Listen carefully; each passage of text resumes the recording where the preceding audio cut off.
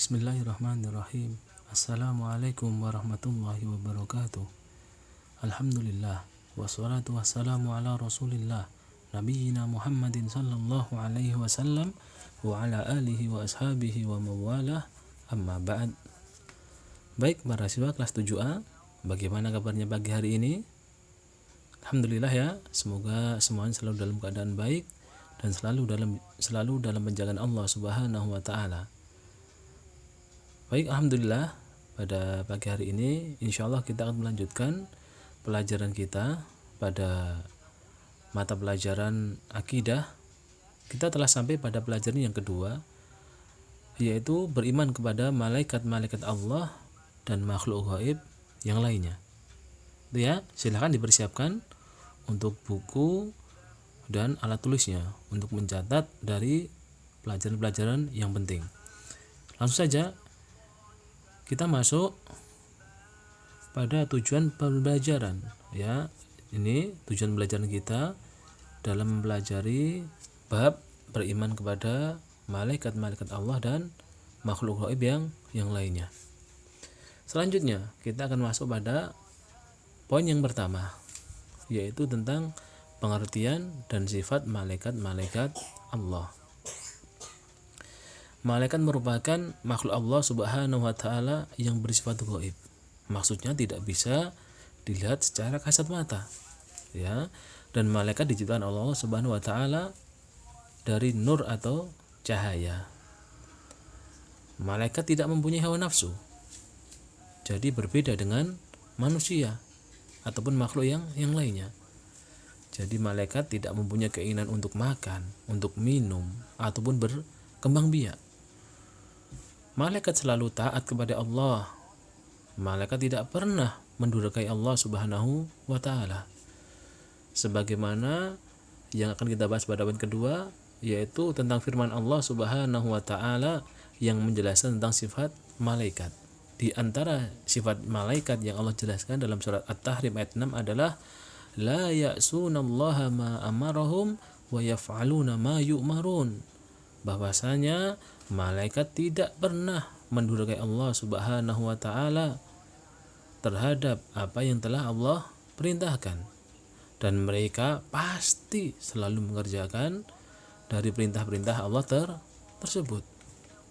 Ini ya, Masya Allah, bentuk ketaatan yang dimiliki oleh para malaikat, sehingga tidak ada malaikat yang ketika diperintah Allah itu ada yang mengatakan nanti dulu ya Allah, atau sebentar lagi, atau nggak ada. Apa yang menjadi perintah Allah pasti langsung dikerjakan oleh para malaikat. Selanjutnya, di antara yang perlu kita ketahui berkaitan dengan malaikat adalah tugas-tugasnya.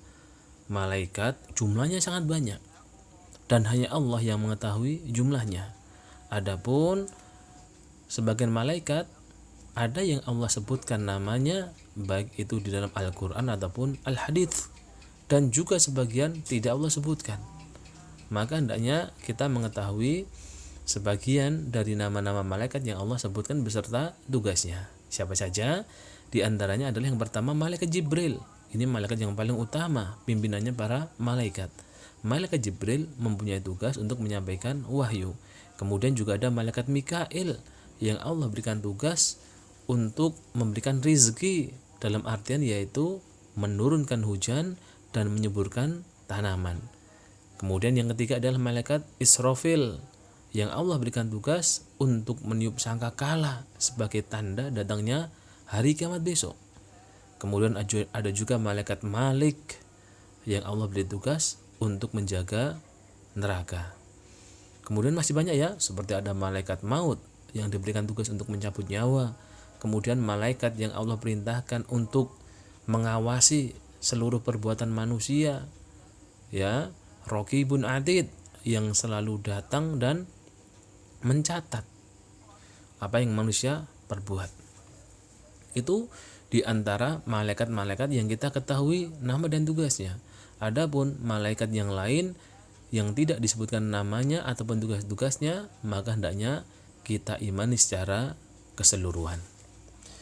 Itu jadi keimanan kepada malaikat merupakan salah satu dari 6 rukun iman ya salah satu dari 6 rukun iman, yaitu iman yang kelima ya. Keberapa? Bukan. Jadi iman kepada malaikat merupakan rukun yang kedua setelah iman kepada Allah Subhanahu wa taala. Ini menandakan apa? Iman kepada malaikat merupakan perkara yang penting. Jadi setiap muslim harus percaya dengan adanya keberadaan malaikat dan tugas-tugasnya. Kemudian seperti judul tadi ya, bahwasanya ada juga yang harus kita bahas, yaitu berkaitan dengan keimanan kepada makhluk gaib yang lainnya, yaitu adalah jin. Jin juga termasuk makhluk gaib.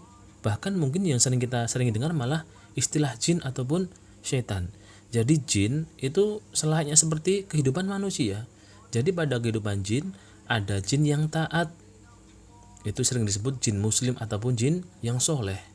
Begitu juga banyak dari golongan jin yang tidak taat atau menduduki perintah Allah, yang sering kita kenal dengan istilah setan ataupun sering kita dengar istilah iblis. Jadi bedanya setan dan iblis, kalau setan ya tidak taat, menduduki Allah. Kemudian kalau iblis adalah pimpinan atau pembesarnya setan, seperti itu.